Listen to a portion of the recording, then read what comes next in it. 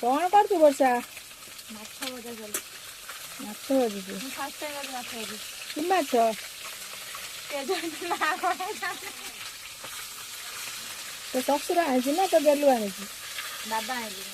बाबा आनी आपण गोटे राधुन थिले सफा करथिले आने देखलो माछ माछर अवस्था कोन है पूरा गाली खाली सुंदर कोन है माछ वाला भी काटला केमती से कथम लागे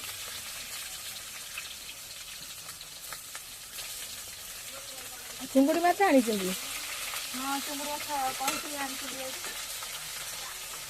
लुण हल्दी पकई थोड़ी गोड़ा है